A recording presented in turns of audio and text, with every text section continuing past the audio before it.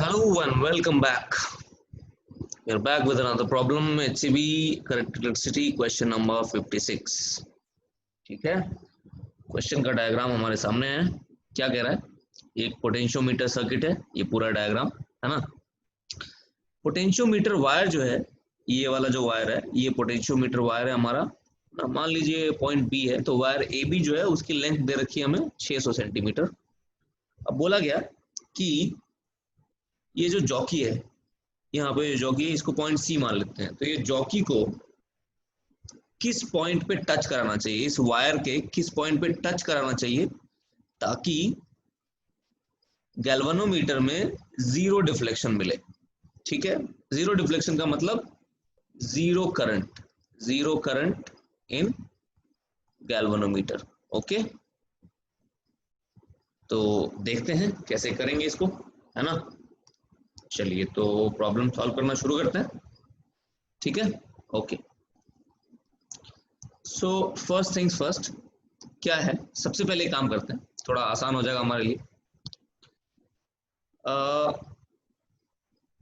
एक पॉइंट है बी, है ना. ये जो पॉइंट बी लिया था उसको ग्राउंड कर देते हैं यहाँ पे. ठीक है, तो ग्राउंड कर देने का मतलब क्या है कि पोटेंशियल जो है जीरो मान लेते हैं. ठीक है, तो यहाँ पे हमने ये पॉइंट बी जो है इसका पोटेंशियल हमने जीरो मान लिया, इसको ग्राउंड कर दिया. ग्राउंड हम कहीं भी कर सकते हैं, है ना. सर्किट में any point can be taken as ground. ठीक है, वो आपके ऊपर है. अगर क्वेश्चन में ऑलरेडी नहीं दिया हुआ है तो आप किसी भी सर्किट में किसी भी पॉइंट को ग्राउंड कर सकते हैं. ठीक है, ग्राउंड मतलब पोटेंशियल जीरो मान सकते हैं. तो यहाँ पे हमने क्या किया, पोटेंशियल जीरो मान लिया किसका, बी का. ओके, नाउ अब यहाँ पे आपको दिख रहा होगा कि सर्किट के ऊपर वाले पार्ट में, ये वाला जो पार्ट है, इस वाले पार्ट में करंट है, नीचे करंट नहीं जाएगा. ठीक है, नीचे करंट इसलिए नहीं जाएगा, इस वाले पार्ट में करंट नहीं जाएगा. ये देखो आप, यहाँ पे करंट जीरो लिखा हुआ है. ये ऐसा इसलिए लिखा हुआ है क्योंकि आगे यहाँ पे सर्किट ब्रोकन है ना. आगे कांटेक्ट नहीं है, इधर हवा है ना, तो उधर करंट नहीं जा सकता है. ठीक है, इसलिए यहाँ पे ये जो करंट की वैल्यू है कैपिटल आई, उसकी वैल्यू जीरो दे रखी है. ठीक है, बाकी सब डायग्राम आप देख लो एक बार जरा ध्यान से, आराम से, है ना. स्क्रीन पॉज करके फिर अपन आगे बढ़ेंगे. तो ऊपर वाले पार्ट में करंट है, ये तो एस्टैब्लिश हो गया. अब चलते हैं कि कैसे आगे प्रोसीड कैसे करेंगे फर्दर. तो सिर्फ मैं ऊपर वाले पार्ट का डायग्राम बनाता हूँ, सिर्फ जो ऊपर वाला पार्ट है, नीचे वाले पार्ट का डायग्राम नहीं बनाता हूँ. ठीक है, तो अब ए बी का रेजिस्टेंस क्वेश्चन में दिया हुआ है 15R, ये ए बी का रेजिस्टेंस दिया हुआ है. ठीक है, तो आप अगर केवीएल लगा दोगे इस सर्किट में, यहाँ से शुरू करके ऐसे जाके ऐसे केवीएल लगाओगे, है ना, तो आपको मिलेगा -15IR, करंट आई है, -IR plus E is equal to 0. तो IR की वैल्यू आ गई हमारे पास, EMF की वैल्यू बाई 16. ठीक है, तो ये वैल्यू आ गया. अच्छा, अब एक काम करो आप, यहाँ पे क्या है, तो IR की वैल्यू हमारे पास आ गई E/16. अच्छा, तो VA माइनस VB, ये A है हमारा, सॉरी ये पॉइंट है हमारा A, ये पॉइंट है हमारा B. तो VA माइनस VB क्या हो जाएगा, I into resistance of AB. Resistance of AB कितना है, 15R.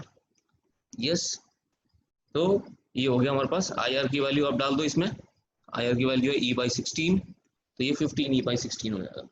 ठीक है, अब VB तो जीरो है ना, VB जीरो है, तो VA कितना हो गया हमारे पास, 15 E/16. ओके, चलिए, तो ये इक्वेशन नंबर 1 है हमारा. अब moving from A to C, ये C जो पॉइंट है ना, ये हमारा जॉकी वाला पॉइंट, ये हमारा C पॉइंट है. This is my point C. ठीक है, तो A से C अगर आप मूव करोगे, है ना, इस रास्ते, ठीक है, तो आपको क्या मिलेगा, there will be a fall in potential. Yes, यहां से यहां जाओगे ये पॉइंट C तक, तो आपको एक फॉल इन पोटेंशियल मिलेगा. कितने का फॉल मिलेगा, E/2 का फॉल मिलेगा। इस रेजिस्टर के अक्रॉस कुछ भी पोटेंशियल का फॉल नहीं है, बिकॉज इसमें करंट ही नहीं है ना। सो अगर A to C जाओगे, so you will get a fall in potential of E/2। Okay, तो मैं लिख सकता हूँ VA माइनस VC, आप देखो यहाँ पे लिखा होगा VA minus VC is equal to E/2। ठीक है, आप क्वेश्चन 55 देख सकते हो इसका सोल्यूशन प्लेलिस्ट में, है ना, अगर आप चाहो तो। अच्छा, अब क्वेश्चन में कह रहा है कि हमें वायर AB पे एक पॉइंट D फाइंड करना है, ठीक है, जिसका पोटेंशियल C के बराबर ही हो। अगर हम वैसा वो पॉइंट फाइंड कर पाते हैं तभी, अगर मैं C और D को ज्वाइन कर दूं तो कुछ नहीं होगा, कोई करंट नहीं फ्लो करेगा, क्योंकि C और D का पोटेंशियल सेम है, तो पोटेंशियल डिफरेंस 0 है। तो अगर मैं C और D को अगर ज्वाइन कर भी दूं तो मुझे कुछ भी करंट नहीं मिलेगा, किसमें, गैल्वेनोमीटर में, है ना। चलिए, तो यहाँ पे हमको बेसिकली इस वायर AB पे ऐसा कोई पॉइंट फाइंड करना है, ऐसा कोई पॉइंट D फाइंड करना है, ताकि मैं C और D को जब मैं कनेक्ट कर दूं, ठीक है, ये पॉइंट मेरा C है, C और D को जब कनेक्ट कर दूं तो मुझे कुछ भी करंट ना मिले। ठीक है, ओके, तो फाइंड करने की कोशिश करते हैं। C का पोटेंशियल तो हम ऑलरेडी निकाल ही चुके हैं, नीचे चलते हैं। तो अब सिर्फ मैं वायर AB का डायग्राम बना रहा हूँ, ओनली वायर AB, है ना। इसमें आपको करंट I दिख रहा होगा, ठीक है, ओके, VB 0 दिख रहा है, VA ये भी हम निकाल चुके हैं 15E/16, है ना।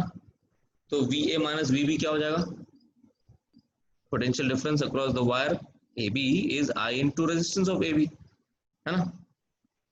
तो वो हमारे पास कितना आ जाएगा, ये लिख दिया हमने, VA माइनस VB वैल्यूज डाल के, और इधर I इंटू रेजिस्टेंस का वैल्यू क्या होता है, रो L बाय एरिया, पर L is the total length of AB। ये हमारा इक्वेशन नंबर 3 बन गया, ठीक है, ओके। वैसे ही VA माइनस VD क्या हो जाएगा, VA माइनस VD क्या हो जाएगा, VA माइनस VC, है ना, क्योंकि VD और VC क्या है, बराबर है ना। अभी हमने करा था ना, अभी हमने देखा है कि हमको वो वाला पॉइंट फाइंड करना है जहां पे पोटेंशियल C के बराबर हो, ठीक है। सो अब VA माइनस VC हम देख ही चुके हैं ऑलरेडी, वो कितना है, VA minus VC is E/2, ठीक है, ओके।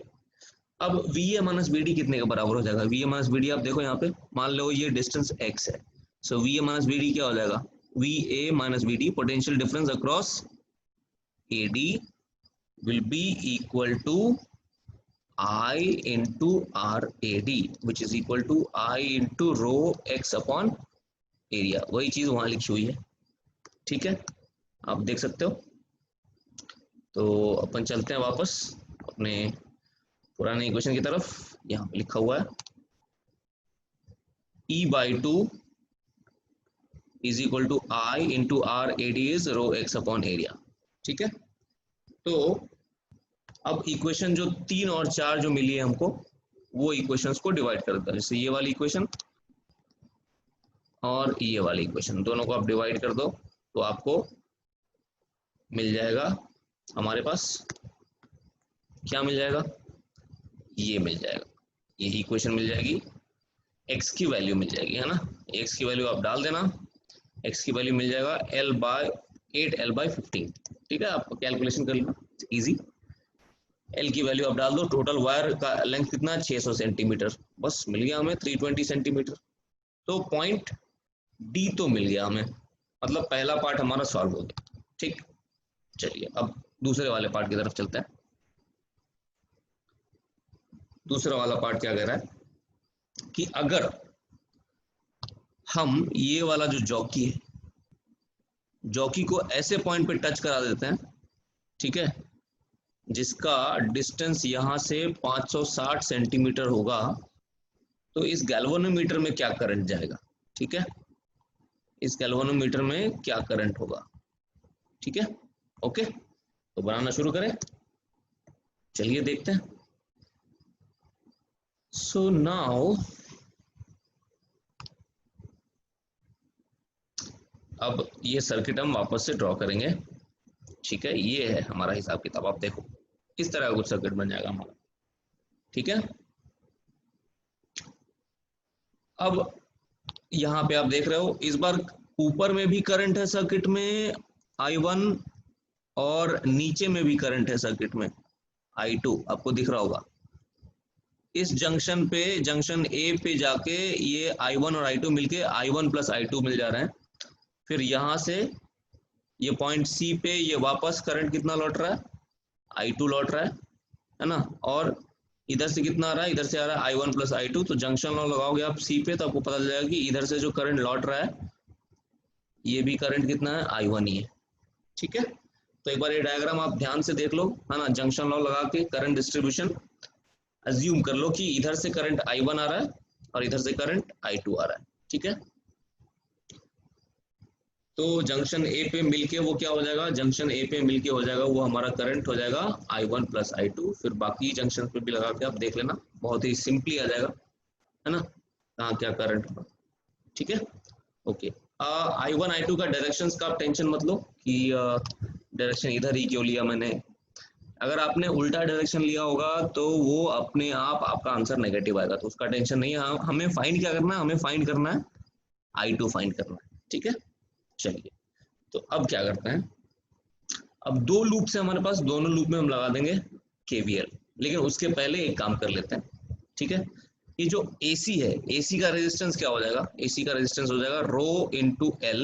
ये AC का लेंथ अगर स्मॉल l मानते हैं अपॉन एरिया। ठीक है, और पूरा वायर जो AB है उसका रेजिस्टेंस है कितना, 15R। ठीक है, सो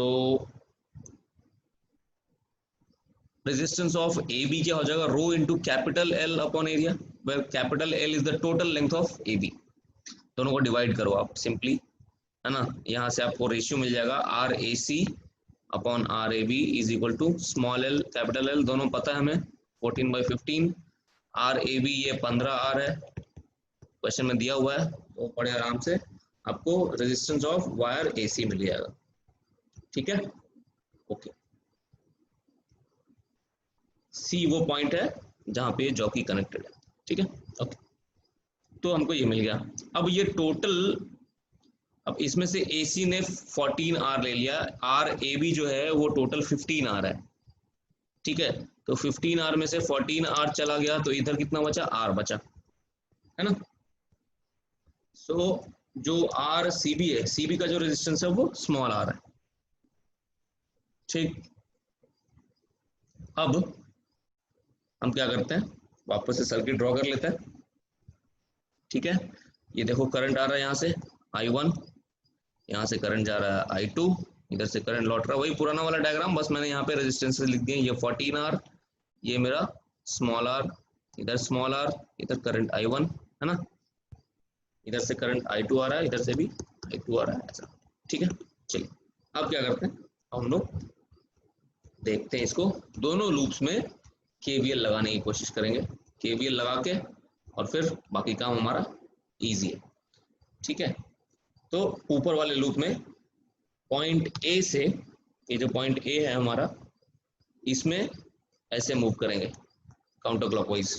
तो उसका इक्वेशन आप लिख लो KVL से। ठीक है, -14R फॉल है I1 प्लस I2, और इधर करंट जा रहा है I1। ठीक है, तो I1R, और यहाँ पे भी I1R का फॉल मिल रहा है ना। करके आप डायरेक्टली इक्वेशन लिख देना। अगर KVL में आपको कुछ प्रॉब्लम है, ये KVL का साइन कन्वेंशन ये सब लिखने में अगर प्रॉब्लम आ रही है, so you can consult the video on KVL in this playlist. ठीक है, आप देख सकते हो, आपको समझ में आ जाएगा कैसे क्या करना है। ठीक, तो ये हमारी इक्वेशन हो गई। ओके, अब इसको और सिंप्लीफाई करोगे तो ये हमारा पांचवा इक्वेशन मिल जाएगा। फिर वैसे ही लोअर लूप में पॉइंट A से शुरू करो और क्लॉकवाइज मूव करो। ठीक है, तो उसका भी KVL का इक्वेशन आपको मिल जाएगा ये। ठीक है, KVL इक्वेशन के मैं उतना डिटेल में नहीं जा रहा हूँ, ओके, आप लिख सकते हो, बहुत ही सिंपल सी चीज है। ठीक है, मतलब यहाँ पे क्या हो रहा है, यहाँ पे फॉल हो रहा है ना, इस जगह पे फॉल हो रहा है, यहाँ इधर फॉल हो रहा है, इधर भी फॉल हो रहा है सॉरी, बस यहाँ पे एक राइज हो रहा है E/2 का, ठीक है। तो वो आप लिख देना, 2 जगह फॉल 1 जगह राइज है, ठीक है। तो यहाँ से ये इक्वेशन मिल जाएगी। तो 5 और 6 हमको चाहिए I2, है ना अब I2 चाहिए तो यहाँ से I1R उठा लेते हैं, पांचवी वाली इक्वेशन से। पांचवी वाली इक्वेशन से I1R उठाइए और उसको छठी वाली में डाल दीजिए। I1R की ये जो वैल्यू है ये यहाँ पे सब्स्टिट्यूट कर दीजिए और फिर रीअरेंज कर लीजिए, आपको I2R की वैल्यू मिल जाएगी, उससे आपको I2 मिल जाएगा, ठीक है। बाकी सब सिर्फ मैथमेटिक्स है ना, फिजिक्स तो खत्म हो गया, अब इसमें कुछ बचा नहीं है। I2 की वैल्यू नेगेटिव आ रही है, इसका मतलब क्या है कि जो डायरेक्शन हमने अज्यूम किया था उसका उल्टा आया। तो ऐसा कुछ दिक्कत नहीं है, आप कोई भी डायरेक्शन अज्यूम कर सकते हो। आप अगर आप गलत अज्यूम किया आपने तो वो आपका मतलब कि जो आपने अज्यूम किया है उसका उल्टा है। अगर आपने गलत अज्यूम किया है तो आंसर आपका नेगेटिव आएगा। तो आपने आप समझ जाना कि जो आपने डायरेक्शन अज्यूम किया है करंट उसका उल्टा है, ठीक है। Okay, so that will be all, thank you and have a nice day.